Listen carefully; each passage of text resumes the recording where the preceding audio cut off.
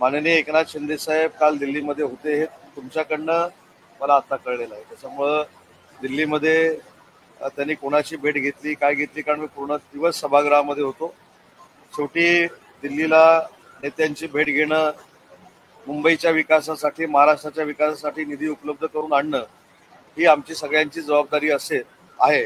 आणि त्याच भावनेतनं माननीय एकनाथ शिंदे साहेब जर दिल्लीमध्ये गेले असतील तर त्याच भावनेने गेले असतील.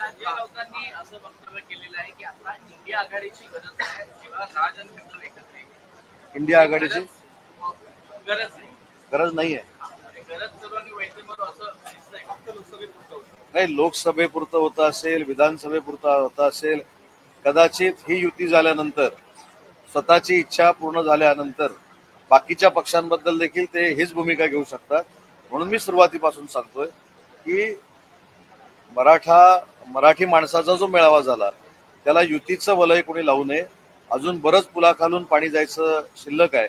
त्याच्यामुळं राजसाहेबांचा स्वतंत्र विचार आहे, राजसाहेबांची काम करण्याची स्वतंत्र कार्यशैली आहे.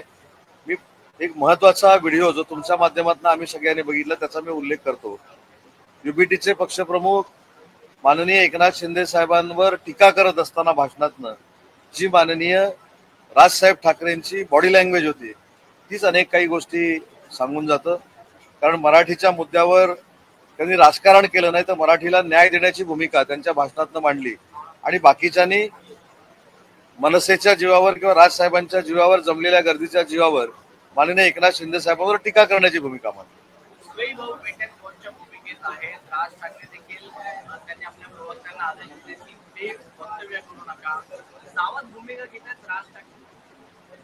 शेवटी त्या दोघांनी काय भूमिका घ्यायची, राजसाहेबांनी काय भूमिका घ्यायची, हा त्यांचा राजकीय स्वतंत्र विचार आहे. महत्वाची एक गोष्ट आहे की राजसाहेब भविष्यामध्ये एक प्रश्न युबीटीला नक्कीच विचारतील की जे मराठीचा आपण युबीटीवाले गुणगान गातात किंवा मराठीचा पुळका दाखवतात त्या मराठीला खऱ्या अर्थानं न्याय देणारे स्वातंत्र्यवीर सावरकर होते. आणि स्वातंत्र्यवीर सावरकरांना काँग्रेसची लोक ज्यावेळी शिवीगाळ करत होती त्यावेळी युबीटीनं आपली भूमिका का स्पष्ट केली नाही, हा प्रश्न भविष्यामध्ये राजसाहेब त्यांना विचारतील याची पूर्ण खात्री माझ्यासारखे कार्यकर्ते.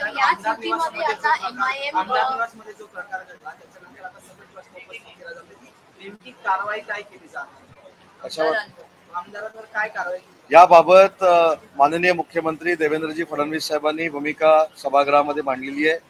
आमचे नेते एकनाथ शिंदे साहेबांनी देखील भूमिका मांडलेली आहे. त्याच्यावर मी आता त्याच्यावर चर्चा करणं योग्य नाही. परंतु एक मात्र वस्तुस्थिती आहे की ज्या पद्धतीनं आमदार निवासमध्ये जेवण दिलं जातं, पदार्थ दिले जातात ते चांगल्या प्रतीचे असले पाहिजेत. काल पण मी सांगितलं की तिथे आमदारच जेवतात अशातला भाग नाही. ते आमदारांबरोबर आलेले कार्यकर्ते देखील जेवतात, अनेक कर्मचारी जेवतात, अनेक महिला भगिनी जेवतात, युवक वर्ग त्या ठिकाणी जेवतो, ज्येष्ठ नागरिक जेवतात. त्यांची प्रकृती बिघडणार नाही ही दक्षता घेऊन त्या ठिकाणी जेवण बनवलं गेलं पाहिजे. आणि तशा पद्धतीची भूमिका विधानसभेचे अध्यक्ष आणि विधान परिषदेचे सभापती घेतील याबद्दल शंका बाळगायचं काही कारण. देवेंद्र फडणवीस म्हणाले की खरी जी शिवसेना आहे ती एकनाथ शिंदे आणि खरी राष्ट्रवादी अजितदादा पवार घेऊन बाहेर पडले आणि राहुल नार्वेकर यांनी योग्य तो न्याय निवाडा त्याला सुप्रीम कोर्टाने. माननीय देवेंद्रजींनी जो मुद्दा शिवसेनेच्या बाबतीमध्ये मांडला, खरी शिवसेना ही शिंदे साहेबांसोबत आहे, त्याच्यामध्ये कोणाचंच दुमत असण्याचं काही कारण नाही. आणि राहुलजींसमोर मी देखील सुनावणीला गेलेलो होतो. त्यांनी अतिशय चांगल्या पद्धतीनं सगळ्यांना नैसर्गिक न्यायाची भूमिका बजावून न्याय दिलाय. त्याच्यामुळे त्यांचं कौतुक करणं क्रमप्राप्त आहे.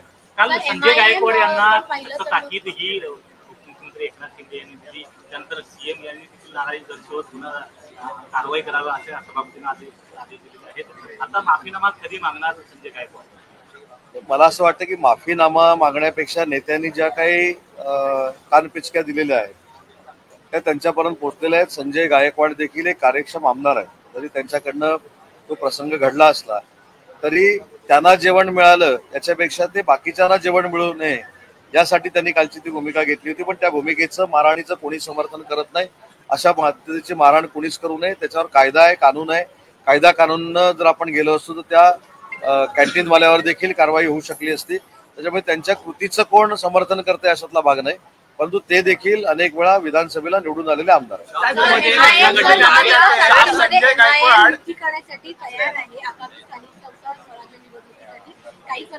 महाविकास आघाडी? नाही, आजच्या सकाळच्या पत्रकार परिषदेमध्ये मला असं वाटतं की काँग्रेसची आवश्यकता नाही असं काही वक्तव्य झालेलं आहे. त्याच्यामुळे MIM युती करताना UBT बरोबर करते, काँग्रेस बरोबर करते की शरद पवार साहेबांच्या राष्ट्रवादी काँग्रेस पार्टी बरोबर करते, हे पहिलं बघावं लागेल आणि त्याच्यानंतर आपण बोलू. विद्यार्थ्यांसाठी राजे यशवंत होळकर अशी योजना जी आपण आखतो, पण यात मोठ्या प्रमाणात भ्रष्टाचार झाल्याचं माझ्या इन्व्हेस्टिगेशन रिपोर्ट मध्ये समोर आलेले. मंत्री अतुल सावे यांच्या जिल्ह्यात सर्वाधिक भ्रष्टाचार ठीक आहे, भ्रष्टाचार झाला असेल, त्याच्यातनं निष्पन्न झाला असेल तर ज्याने भ्रष्टाचार केलाय त्यांच्यावर कडक कारवाई करू. सर, शाळेमध्ये 150 विद्यार्थिनींची कपडे काढून तपासणी करण्यात आली. कारण याचं असं आहे की स्वच्छतागृहामध्ये रक्त साठल्यामुळे ही तपासणी करण्यात आली. कसं बघता मुख्याध्यापक? अतिशय मला असं वाटतं की विचार देखील न करणं एवढा हा वाईट प्रकार आहे. पण मी जी माहिती घेतली त्याच्यामध्ये मुख्याध्यापकांना अटक देखील झालेली आहे, त्यांच्यावर कारवाई देखील झालेली आहे. पण अशा पद्धतीच्या प्रवृत्तीनं विद्यार्थिनींना वागवणं हे काही योग्य नाही आणि असा प्रकार पुढच्या कुठच्या शाळेमध्ये घडू नये अशा पद्धतीची कारवाई त्या मुख्याध्यापकांवर केली जाईल. सुरक्षा कायदा उद्या चर्चेला येणार आहे. उद्या ज्यावेळी कायदा येईल त्यावेळी आपण त्याच्यावर चर्चा करू. सर, अशी चर्चा आता सुरू झाली की एकनाथ शिंदे यांचे काही आमदार सरकारवर आहेत का? म्हणजे संदीपान भुजबळ यांचा धोका झाला म्हणून गोपावले असतील, आता संजय गायकवाड पुढे ना कुठेतरी एकनाथ शिंदे यांना अडचणीत आणण्याचा प्रयत्न केला जातोय. मी परवा देखील सांगितलं की सूत्रांच्या हवाल्यावरनं जी माहिती मिळते ती साफ चुकीची आहे. माननीय देवेंद्रजी फडणवीस एकनाथ शिंदे साहेबांमधलं बॉन्डिंग हे काही तात्पुरतं नाही. हे भविष्यातल्या सगळ्या स्थानिक स्वराज्य संस्था, भविष्यातल्या सगळ्या निवडणुका आणि ते राजकीय आहे आणि ते नैसर्गिक आहे. त्याच्यामुळे चिंता करण्याची काही आवश्यकता नाही. पण याच्या पुढे जाऊन सांगतो की आज तुम्हाला काही गोष्टींचे अनेक खुलासे देखील होणार आहेत. आज एक लक्षवेधी आहे जी मिठी नदीच्या गाळावर आहे. आता मिठी नदीच्या गाळाच्या संदर्भामध्ये प्रचंड चर्चा ही महाराष्ट्रामध्ये झाली, प्रसार माध्यमांमधून झाली. पण त्याच्यातली नक्की वस्तुस्थिती काय आहे ही वस्तुस्थिती आता मी जाहीर करणं या ठिकाणी योग्य नाही. पण सभागृहाच्या कामकाजानंतर आपल्या ते लक्षात येईल. कामकाज हे बाहेर सांगायचं नसतं म्हणून ते गोपनीय आहे. पण ह्या सगळ्या गोष्टींची मी उत्तरं दिलीत.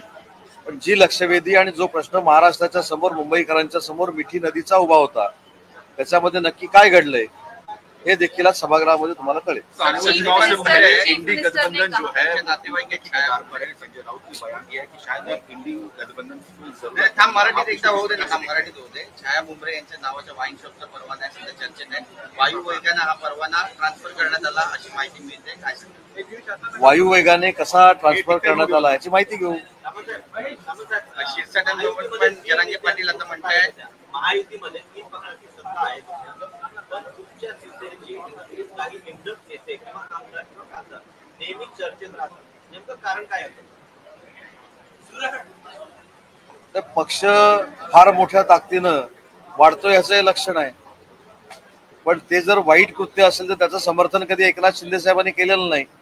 पण शिवसेनेच्या माध्यमातून आरोग्याच्या क्षेत्रामध्ये होणारं काम असेल, सामाजिक क्षेत्रामध्ये होणारं काम असेल, याची चर्चा देखील बाकीच्या पक्षांपेक्षा जास्त होते. सर, जरांगे पाटलांनी मोठा आरोप केला. ते म्हणतात की शिरसाट कुणबी प्रमाणपत्र मिळू देत नाहीये, अधिकाऱ्यांवर दबाव टाकताय. हे खरं आहे का? या बाबतीमध्ये संजय शिरसाटांचं जरी नाव घेतलं असेल तरी कुणबी प्रमाणपत्र ज्या नियमामध्ये द्यायचे निर्देश शासनाचे आहेत आणि ते जर कुणबी प्रमाणपत्र जाणीवपूर्वक अधिकारी देत नसतील तर त्याची देखील शहानिशा करू आणि जर जाणीवपूर्वक अधिकारी देत नसतील तर त्यांना योग्य तऱ्हेचा समज देखील देऊ. हिंदीमध्ये घेऊया. संजय राउत ने कहा है कि अब इंडिया ब्लॉक की जरूरत नहीं, बीएनसी चुनाव के लिए राजद्रोह को साथ में लड़ना चाहिए था. जनता का प्रेशर है. नहीं, वो उनका प्रेशर है क्योंकि अभी कांग्रेस की जरूरत उनको नहीं है, शरद पवार साहब के एनसीपी की जरूरत नहीं है. अगर इनकी अलायंस हो जाती है तो बाद में राज साहब की जरूरत भी इनको नहीं रहेगी. तो ये सिर्फ इनका इलेक्शन का जुमला रहता है और इलेक्शन होने के बाद इसीलिए हमने 3 साल पहले उठाव किया था कि जिसका यूज करना है उसका यूज वो करके लेते हैं और बाद में फेंक देते हैं. इसलिए ही हमने उठाव किया था और वो क्यों किया था ये आज सामने आया. इसके अलावा पलावा में एक ब्रिज बना, ब्रिज बनते ही उद्घाटन ही कुछ टाइम बाद वो पूरा ब्रिज जो है उखड़ गया. नांदेड़ में घटना आ रही कि सड़क का काम खराब किया गया, लोग हाथ से सड़क को खोल गए. विपक्ष आरोप लगा रहा है कि बड़ा भ्रष्टाचार हो रहा सड़क नहीं, अगर उसमें भ्रष्टाचार हो गया है, अनियमितता है, तो उसकी जांच की जाएगी और उसके ऊपर कार्रवाई होगी। संजय गायकवाड़ के पक्ष के या विपक्ष के दोनों ने उनके जो कृत्य है उस पर खंडन किया है, लेकिन कार्रवाई क्यों नहीं हो रही सर? कार्रवाई कब की जाएगी? नहीं, इसके ऊपर आप अगर देखोगे तो उन्होंने जो कुछ किया है उसका समर्थन किसी ने भी नहीं किया, लेकिन जो कृति उनसे हो गई है वो किसके लिए हो गई है ये भी सोचना बहुत ही उचित बात है, क्योंकि वहाँ के जो कस्टमर लोग हैं जो उस कैंटीन में जाते थे, आज भी गए थे, उन्होंने जो रिप्लाई दिया है वो बहुत बुरी तरह से दिया है। वहाँ का जो खाना रहता है उसको बास रहता है, वो दाल रहती है जो 3-4 दिन पहले की रहती है, उसमें जो मांसाहारी खाना रहता है वो भी 7-8 दिन पहले का रहता है, ये भी उचित नहीं है, लेकिन वो कृति करना भी उचित नहीं है। लेकिन उसके बारे में महाराष्ट्र राज्य के मुख्यमंत्री देवेंद्र जी और हमारे नेता और संजय गायकवाड़ साहब के नेता माननीय एकनाथ शिंदे साहब ने कल ही बयान दिया है और उनको समझ दी गई। सर, एफडीए ने लाइसेंस तो कैंसिल कर दिया है, लेकिन संजय गायकवाड़ जी के खिलाफ कोई कार्रवाई की जाएगी कि नहीं?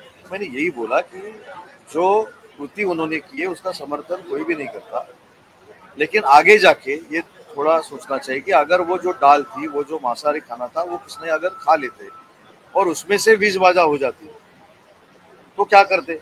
इसलिए उनका कोई समर्थन नहीं कर रहा है। उनके बारे में जो कुछ कहना था वो मुख्यमंत्री महोदय ने भी कहा है और उप मुख्यमंत्री महोदय ने भी कहा है।